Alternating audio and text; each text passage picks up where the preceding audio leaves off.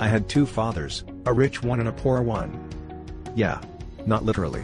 One was my biological father and the other was my friend Mike's father, from whom I learned all of my lessons about money. One was highly educated and intelligent, while the other never finished the 8th grade. Both men were successful in their careers, working hard all their lives. Both earned substantial incomes, yet one struggled financially all his life. The other would become one of the richest men in Hawaii. Because I was only 9 years old when I started, the lessons my rich dad taught me were simple. And when it was all said and done, there were only 6 main lessons, repeated over 30 years. Lesson number 1. The rich don't work for money. I was 9 years old. By some twist of fate, I attended the same public school where the rich people sent their kids. I always wanted to become rich. So, I asked my dad, "Dad, can you tell me how to get rich?" "I don't know, son. Why don't you ask your friend Mike's father?" I asked Mike and his dad agreed to meet on next Saturday morning. Ready, boys? Mike says you want to learn to make money? Is that correct? Yes, I nodded. Okay, here's my offer. I'll teach you, but I won't do it classroom style. You work for me, I'll teach you. You don't work for me, I won't teach you. Okay, we agreed. Good, Mrs. Martin will be by in 10 minutes. After I'm through with her, you ride with her to my superette and you can begin working. I'll pay you 10 cents an hour and you will work for 3 hours every Saturday. We worked there for 3 weeks. I'm quitting, I told Mike at school. More than not learning anything, it's the 10 cents that are bothering me. It's even below the minimum wage. Dad said this would happen and he told to meet him when you were ready to quit. Was I set up? You pay me just 10 cents, you're cheap and you're not teaching me anything. Wow. You sound like most of my employees, and does teaching mean taking a lecture? But that's not how life teaches you. Stop blaming me for your problems. Actually, thinking about a different job or more pay will not solve the problem. So, what will solve the problem? Just take the measly 10 cents and smile? This stuff, between your ears. I'm glad you got angry with the pay. I've given you a real taste of life, just multiply your last month by 50 years, and you will have an idea of what most people spend their life doing. They are trapped in a rat race, for which they blame their boss or their pay scale. They are driven by fear and greed, that's why they are stuck with their jobs. That's the first lesson I wanted to teach you. The rich don't work for money. So, ready to learn? Yes, I nodded. Good. Now get back to work. This time I will pay you nothing. Mike has already agreed and has started working. You better hurry. After a while working at the store, we found some old comic books that Mrs. Martin was throwing away. We opened our comic book library with it and earned $9 per week each, a lot more than Rich Dad paid us. Our money worked for us. After a while, a fight broke out in it and it had to be closed. Lesson number 2, why teach financial literacy? Most people fail to realize that in life, it's not how much money you make, it's how much money you keep. We have all heard stories of lottery winners who are poor, then suddenly rich, then poor again. They win millions and are soon back to where they started. Or stories of professional athletes, who, at the age of 24, are earning millions of dollars a year, and are sleeping under a bridge by age 34. So when people ask, where do I get started? Or tell me how to get rich quick, they often are greatly disappointed with my answer. I simply say to them what my rich dad said back to me when I was a little kid. If you want to be rich, you need to be financially literate. Rule 1. You must know the difference between an asset and a liability, and buy assets. It is the only rule. An asset is something that puts money in my pocket. A liability is something that takes money out of my pocket. In a typical cash flow pattern, income is from sources that include your monthly income from job or business, and your asset income, which can include stocks, bonds, real estate, intellectual property which create income in the form of dividends.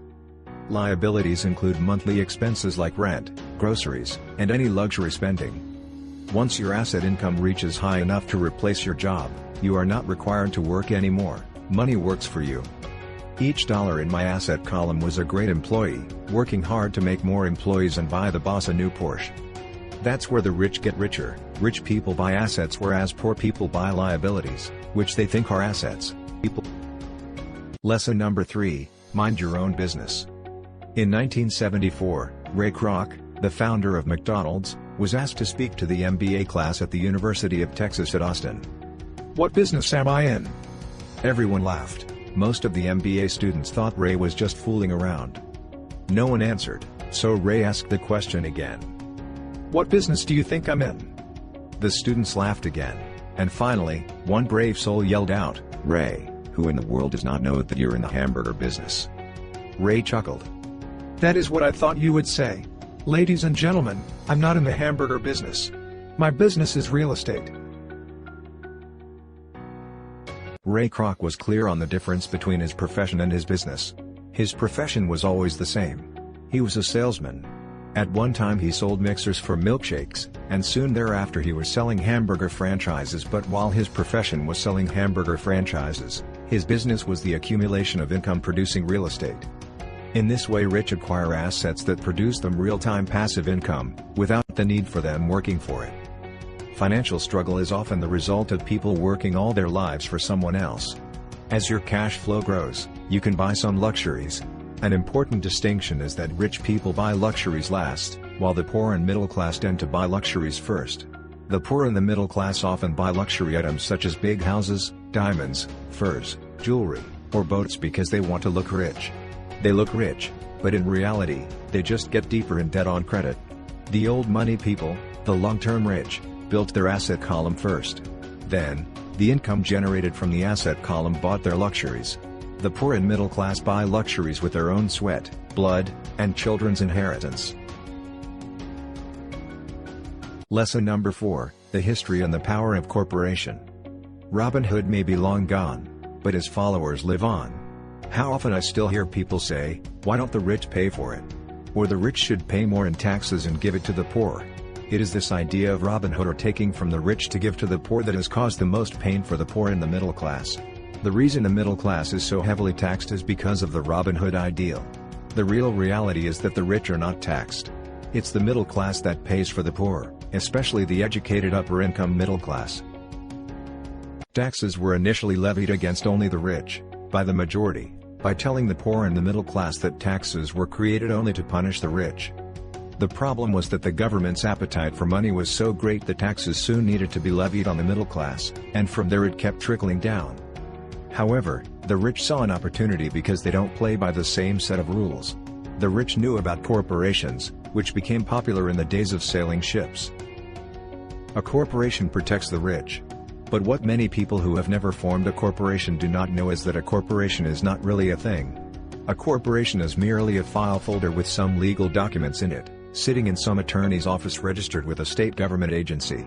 It's not a big building with the name of the corporation on it. It's not a factory or a group of people. A corporation is merely a legal document that creates a legal body without a soul. The idea of take from the rich backfired on the very people who voted it in. Every time people try to punish the rich don't simply comply, they react. Average person today work 5 to 6 months for the government before they make enough to cover their taxes. In my opinion, that is a long time. If you work for money, you give the power to your employer.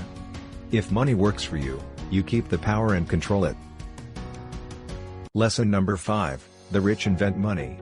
Financial intelligence is simply having more options. If the opportunities aren't coming your way, what else can you do to improve your financial position? If an opportunity lands in your lap and you have no money and the bank won't talk to you, what else can you do to get the opportunity to work in your favor?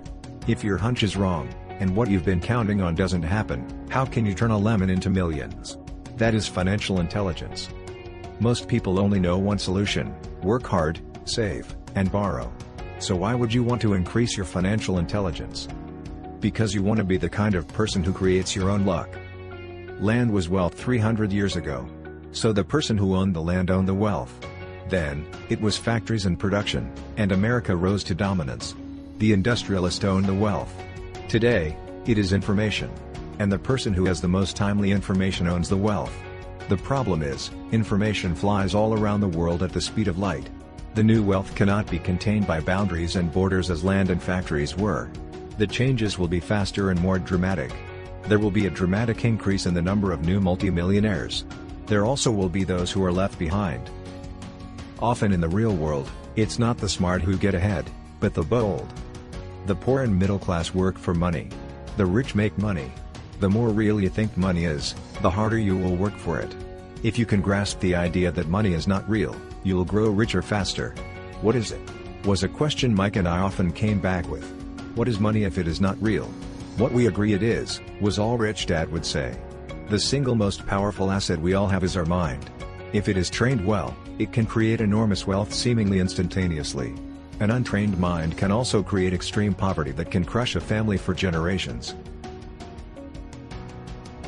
Lesson number 6, work to learn, don't work for money. In school and in the workplace, the popular opinion is the idea of specialization, that is, in order to make more money or get promoted, you need to specialize. My educated dad believed in the same dogma. Rich Dad encouraged me to do exactly the opposite. You want to know a little about a lot, was his suggestion. I also worked as a busboy and construction worker as well as in sales, reservations, and marketing. He was grooming Mike and me. That is why he insisted we sit in on the meetings with his bankers, lawyers, accountants, and brokers. He wanted us to know a little about every aspect of his empire. Job security meant everything to my educated dad. Learning meant everything to my rich dad. When I ask the classes I teach, how many of you can cook a better hamburger than McDonald's? Almost all the students raise their hands. I then ask, so if most of you can cook a better hamburger, how come McDonald's makes more money than you? The answer is obvious, McDonald's is excellent at business systems. Maybe McDonald's does not make the best hamburger, but they are the best at selling and delivering a basic average burger. In 1977, I formed my first company. Rich Dad had groomed Mike and me to take over companies. Rich Dad thought it best to go broke before 30. You still have time to recover was his advice. JOB is an acronym for Just Over Broke.